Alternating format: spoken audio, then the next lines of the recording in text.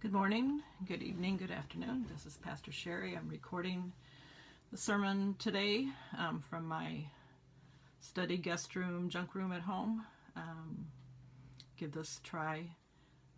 God's grace and peace be with you all. Perhaps you've heard this song, Catch a Falling Star and Put It in Your Pocket. Never let it fade away. Catch a falling star and put it in your pocket. Save it for a rainy day.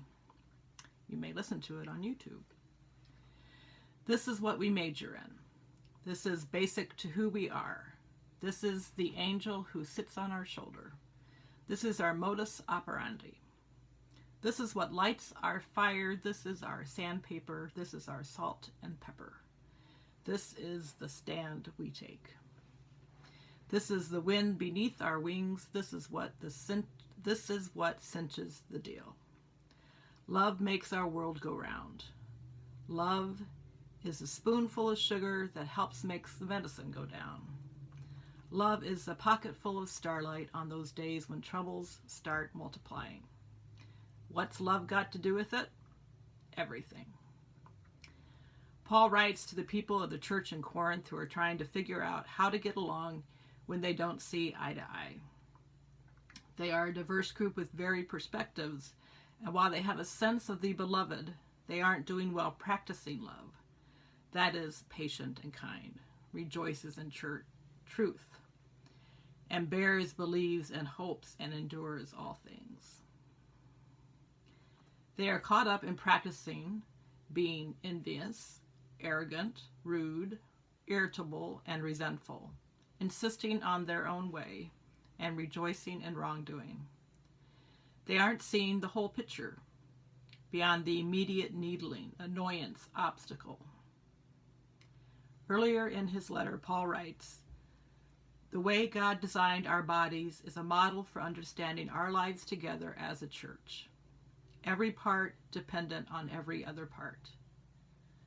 The parts we mention and the parts we don't. The parts we see and the parts we don't. If one part hurts, every other part is involved in the hurt and in the healing. If one part flourishes, every other part enters into the exuberance. You are Christ's body. That's who you are. You must never forget this." As the community troubles started multiplying, it was as if there was a disconnection of their bones and organs and tissues. They were all wobbly in their gait, and their sight was murky. Their vision of the future was not clear, not for the next step or for the next phase of their life together. What's love got to do with it? Everything. We live now in the partial, the incomplete, the murky. Think of the upside-down world on Stranger Things, or The Good Place, or other depictions of life not exactly as we know it. Or think of life today in our COVID-19 pandemic, stay safer at home or not, trouble multiplying reality. What's love got to do with it? Everything. Do we envision God as a loving, powerful, eternal presence who is now? Do we envision God as an embodied, healing, transforming present who is now? Do we see God is showing up in starlight, chose, speech, and community scattered now? In our scattered community way of being, love has everything to do with how we envision our next step and our next phase of life together. Do we risk gathering? Do we risk staying scattered? What's love got to do with it?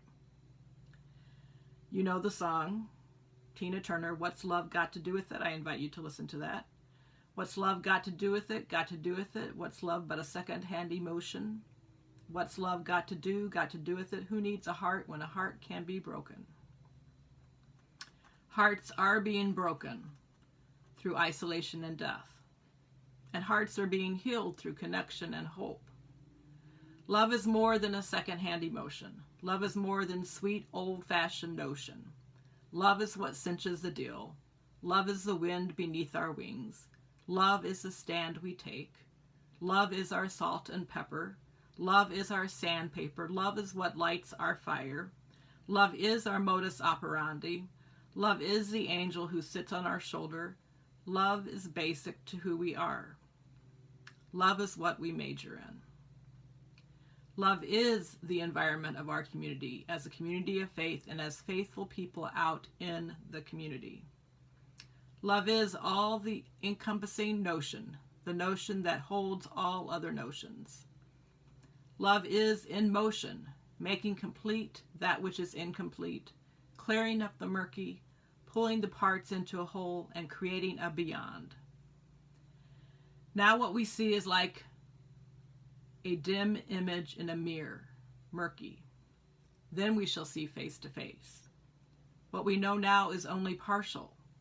Then it will be complete as God's knowledge of us, God who knows us fully. Meanwhile, these three remain, faith, hope, and love, and the greatest of these is love. Love never ends. May our pockets be full of starlight. May our pockets be full of the starlight of love, which never fades away. Amen. God's peace be with you all. Amen.